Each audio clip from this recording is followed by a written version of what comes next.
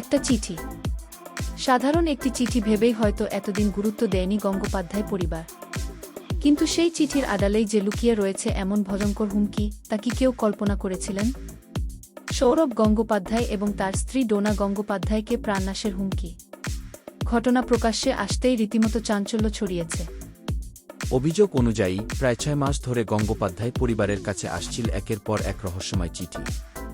প্রথম দিকে সেগুলিকে খুব একটা গুরুত্ব দেওয়া হয়নি, কিন্তু সোমবার আসা নতুন একটি চিঠি খুলতেই পরিস্থিতি একেবারে অন্যদিকে মোড় নেয়। চিঠিতে নাকি সৌরভ গঙ্গোপাধ্যায় এবং তার পরিবারের বিরুদ্ধে অত্যন্ত কড়া ভাষায় প্রাণনাশের হুমকি দেওয়া হয়েছে। চিঠিগুলি ইংরেজিতে লেখা বলে জানা গিয়েছে। আর এরপরই আর দেরি করেননি সৌরভ। ঘটনাটি জানিয়ে ঠাকুরপুকুর থানায় লিখিত অভিযোগ দায়ের করা হয়েছে।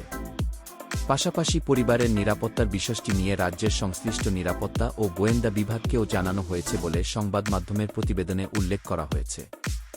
কিন্তু এখানেই শেষ নয়। এই চিঠির নেপথ্যে কে?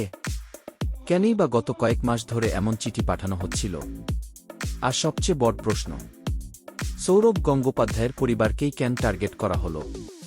প্রাথমিক তদন্তে একটি গুরুত্বপূর্ণ তথ্য সামনে এসেছে। সংবাদ মাধ্যমের রিপোর্ট অনুযায়ী উত্তর 24 পরগনার বেলঘরিয়ার এক বাসিন্দার নাম ব্যবহার করে কুরিয়ারের মাধ্যমে চিঠি পাঠানো হয়েছিল। তবে সেই ব্যক্তি নিজেই এই ঘটনার সঙ্গে যুক্ত নাকি তার নাম ও পরিচয় অন্য কেউ ব্যবহার করেছে, সেটাই এখন তদন্তের অন্যতম গুরুত্বপূর্ণ প্রশ্ন। পুলিশ ইতিমধ্যেই তদন্ত শুরু করেছে। চিঠির উৎস, কুরিয়ার সংক্রান্ত তথ্য এবং এর সঙ্গে কারা জড়িত সবকিছুই খতিয়ে দেখা হচ্ছে। ভারতীয় ক্রিকেটের অন্যতম জনপ্রিয় নাম সৌরভ গঙ্গোপাধ্যায়। তার পাশাপাশি স্ত্রী ডোনা গঙ্গোপাধ্যায়ও দীর্ঘদিন ধরে পরিচিত মুখ। তাই তাঁদের বিরুদ্ধে এমন হুমকির খবর সামনে আসতেই স্বাভাবিকভাবেই তৈরি হয়েছে উদ্বেগ। তবে তদন্ত শেষ না হওয়া পর্যন্ত চিঠির নেপথ্যে কারা রয়েছে বা হুমকিটি কতটা বাস্তব, তা নিয়ে নিশ্চিত সিদ্ধান্তে পৌঁছানোর সময় এখনও আসেনি। এখন নজর পুলিশের তদন্তের দিকে। কে পাঠিয়েছিল এই চিঠি, কেন পাঠানো হয়েছিল, এবং গত 6 মাস ধরে চলা এই ঘটনার আসল রহস্যই বা কী? এই প্রশ্নগুলোর উত্তর মিলতে পারে তদন্ত এগোলেই।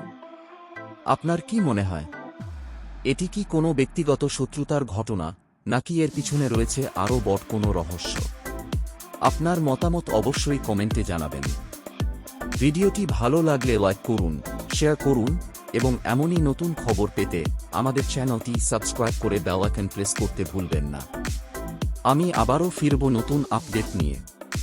ততক্ষণ পর্যন্ত ভালো থাকুন।